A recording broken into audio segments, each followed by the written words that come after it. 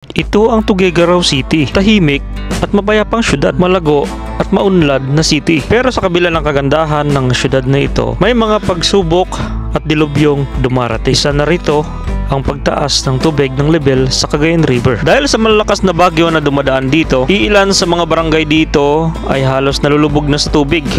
Kabilang dito ang mga bypass road, daan at mga bridges na kung saan ay mga nauna nang naitayo dito sa Tuguegarao City. Isa rin sa palatandaan ng pagtaas ng tubig dito sa Cagayan River ay ang Bunton Bridge water level. Sa mga nauna nating video na na-upload dito sa ating YouTube channel ay pinuntahan natin itong mga lugar na kung saan una talagang nalulubog sa tubig baha dito sa Tuguegarao.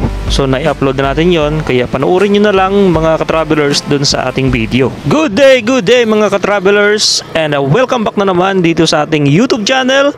Panibagong vlog, panibagong lugar na naman ang ating pupuntahan dahil sa araw na ito mga travelers, meron tayong pupuntahan na lugar na kung saan na ito ay isa sa mga nalubog na lugar dito sa Tuguegarao.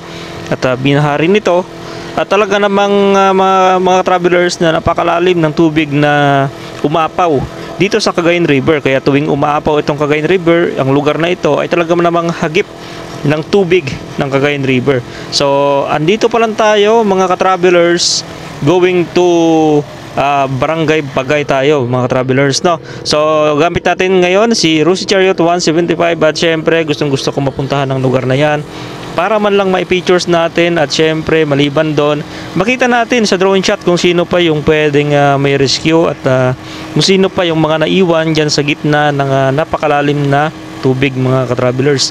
Kasi pagka pinaliparan natin yung drone, makikita natin yung mga na-stranded at yung mga malay natin merong mga nanghihingi ng tulong dito sa area na yan. So ngayon ang tubig sa Bunton Bridge ay umabot na ng 12 meters and critical ang tubig dito sa Bunton at talaga ng mga lugar na mababa ay inaabot na po yan ng tubig baha dito sa Tuguegarao.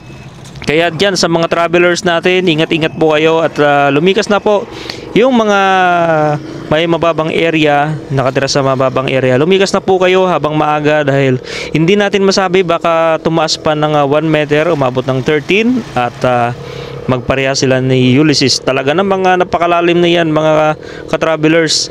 So ayan, andito na tayo sa Bagay. Diretso na tayo doon sa may bypass road going to Carig. Kaya nga lang talaga namang hindi pa natapos ang bypass road, kaya dito lang tayo sa end ng itong daanan na binabaybay natin na samentado. At dito natin makikita mamaya kung gaano kataas. Ayun, mataas na yung tubig mga travelers. At ayan, nakikita na natin yung equipment na ni Kong Lara na nasa gilid left and right. Yan po yung mga ginagamit sa paggagawa ng bridge, Kaunlaran Bridge. So pinakyat na nila dito para sa safetyness at syempre para hindi rin matangay ng tubig baha na napakalakas mga ka-travelers, no? Ayan, kitang-kita na natin sa right side natin yung tubig na parang nagmamaylo mga ka-travelers. Talaga ng mga malalim na dahil yung dito sa malapit sa intersection na portion ay talaga namang naabot na. Ayan, no, kitang-kita na mga ka-travelers. So magpapalipad tayo ng drone ngayon, at least makita natin kung sino pa yung pwedeng may rescue at may tawag natin mga ka-travelers, no? So ayan, malalim na talaga mga ka-travelers. Actually yung may tubig na yan talagang malalim po yan. Ayan mga ka-travelers, nandito tayo ngayon sa Bagay, Barangay Bagay. So ayan, ganito kalawak yung baha dito mga travelers, oh. Talaga namang napakalawak, napakalapad ang tubig baha na nandito sa Bagay. Ito yung bypass road. Yun yung bypass road, oh.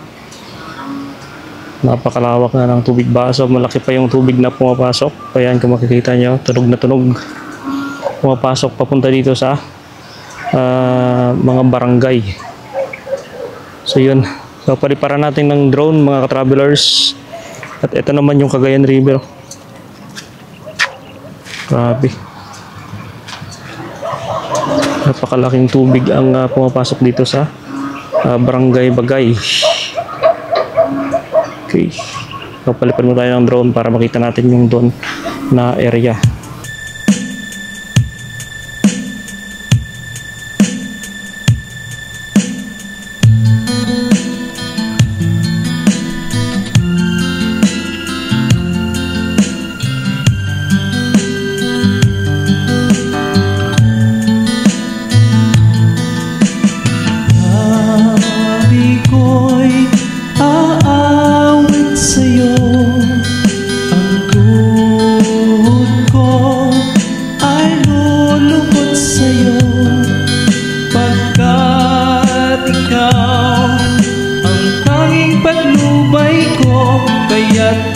ika'y aking sasambahin, kaya't ika'y aking pupurihin, kaya't ika'y aking mamahalin, kaya't ika'y aking pupurihin, kaya't ika'y aking sasambahin.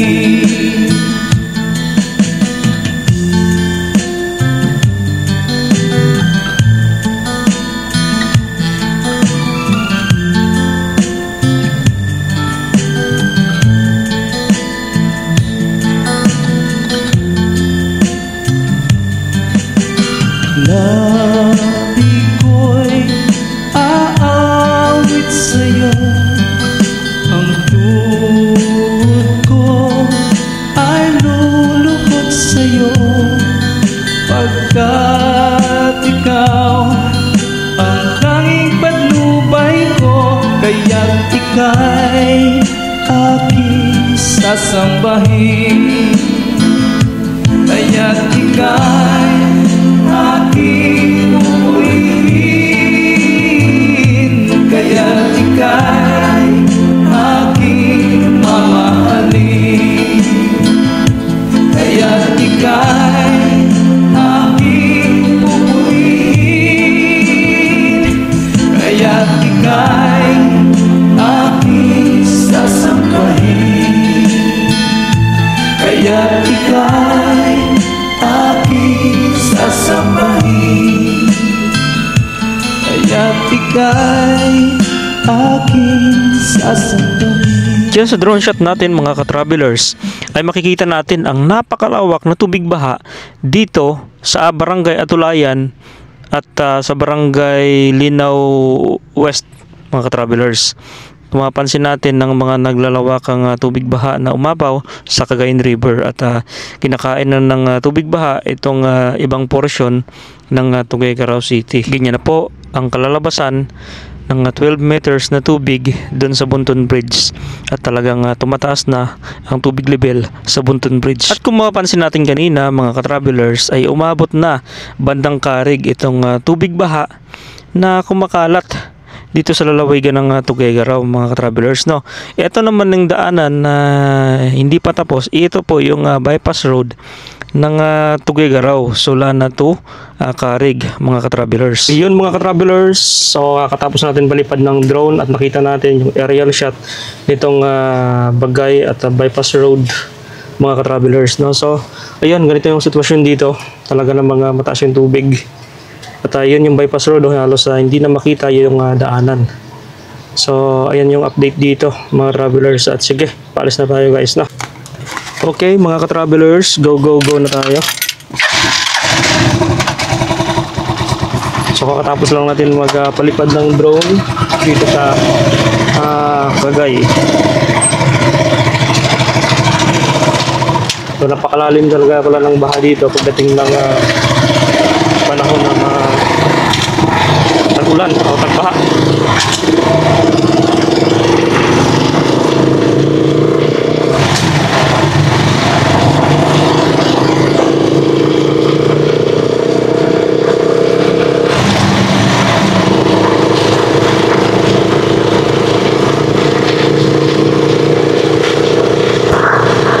So ayun, binabaha yung area nila dito.